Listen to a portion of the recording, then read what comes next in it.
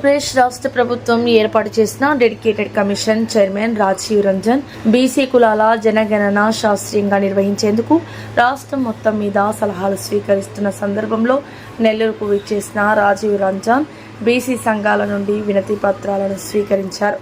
ఈ సందర్భంగా బీసీ సంక్షేమ సంఘం నెల్లూరు జిల్లా అధ్యక్షుడు పలమాల శ్రీహరిరావు వినతి పత్రం అందజేస్తూ మొదటి దశ గృహగణన ఫార్మెట్లో ఓబీసీల గృహగణన లెక్కించే కాలం లేకపోవడం, ముఖ్యంగా చట్టసభలలో రిజర్వేషన్లు, మహిళా రిజర్వేషన్లు, బీసీ మహిళలకు సబ్ కోటా, బీసీ రక్షణ చట్టం, కుల జనగణన చేపట్టి జనాభా దామాషా ప్రకారం రిజర్వేషన్లు అందించాలని విజ్ఞప్తి చేశారు. అలాగే దుదేకుల కులాన్ని ఇండియన్ ఇస్లాం దుదేకులుగా గుర్తించాలని కోరారు.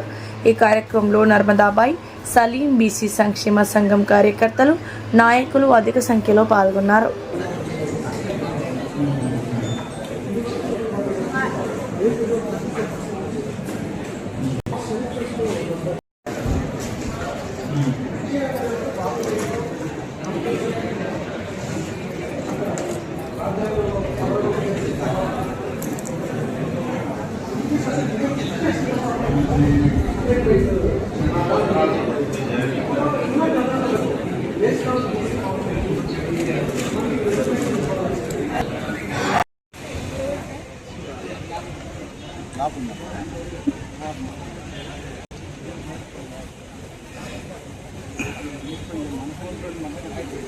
ఈరోజు ఆంధ్రప్రదేశ్ రాష్ట్ర బీసీ సంక్షేమ సంఘం కమిషన్ రంజన్ మిశ్రా గారిని కలవడం జరిగింది. ఈరోజు రంజన్ మిశ్రా గారికి మన మెయిన్గా లోకల్ బాడీ ఎలక్షన్స్లో గవర్నమెంట్ ఆల్రెడీ మన తెలుగుదేశం పార్టీ ఇచ్చిన ప్రామిస్ 34% కంపల్సరీ చేస్తామని చెప్పారు. కానీ అది జరిగే పరిస్థితి కూడా లేదని క్లియర్గా తెలుస్తూ ఉంది. ఏమంటే last time elections, local body ఎలక్షన్స్లో 34% బికేమే 24%. అదేవిధంగా తెలంగాణలో కూడా 34% ఉన్నది 22% తగ్గింది. దానికి రీజన్ ఏంటంటే ఒకటే రీజను, అందరూ కోర్టుకు వెళ్ళడం. 50% లిమిట్ ఉంది రాజ్యాంగంలో, 50% దాటడానికి లేదని సుప్రీంకోర్టు ఆర్డర్ ఇచ్చిందని, ఆ ఆర్డర్ని తీసుకొని మనకి ఈ విధంగా మనకి రావాల్సినటువంటి ఈ రిజర్వేషన్ రాకుండా చేయడం జరుగుతున్నారు అప్పర్ క్యాస్ట్ వాళ్ళు. దీన్ని దృష్టిలో పెట్టుకొని మనం అడిగింది ఈరోజు రంజన్ మిశ్రా గారిని, ఫస్ట్ ఆ 50% రాజ్యాంగంలో ఉన్నటువంటి 50% లిఫ్ట్ చేయాలని, తర్వాత కుల జనగణన చేసిన తర్వాత బేస్డ్ ఆన్ ది పాపులేషన్ మనకి లోకల్ బాడీ ఎలక్షన్స్లో రిజర్వేషన్ పెట్టాలని అని చెప్పి ఈరోజు మనం రిప్రజెంటేషన్ ఇవ్వడం జరిగింది. ఆయన కూడా సానుకూలంగా స్పందించడం జరిగింది. ముందుగా రాజ్యాంగంలో ఉన్నటువంటివి మన 9th షెడ్యూల్లో చేర్చి దాన్ని ఏ రోజైతే మనం రిమూవ్ చేయించుకుంటామో ఆటోమేటిక్గా మనకి రిజర్వేషన్ పెరిగే అవకాశాలు ఉంటాయి.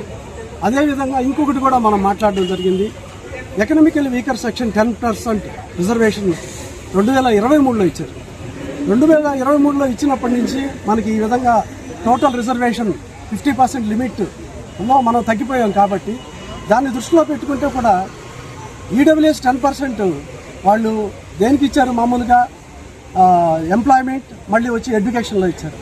మరి లాస్ట్ 2023లో ఇచ్చిన ఆర్డర్స్ అంతకుముందు టోటల్గా మన స్టేట్లోనే రఫ్గా 1.5 to 2 lakh వేకెన్సీస్ ఉన్నాయి.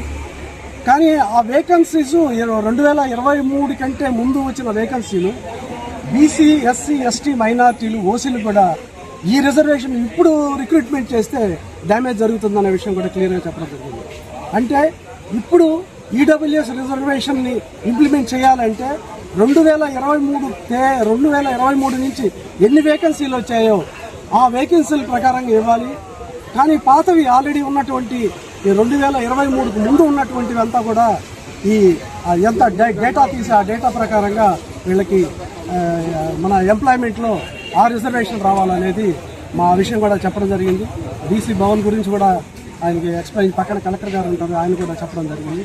కాబట్టి ఆయన సానుకూలంగా స్పందించి ఈ విధంగా మనం పైన వాళ్ళకి తెలియజేస్తానని చెప్పడం జరిగింది. చాలా థ్యాంక్స్ చెప్పాల్సి వచ్చింది. బాగా రెస్పాండ్ అయ్యారు సారు.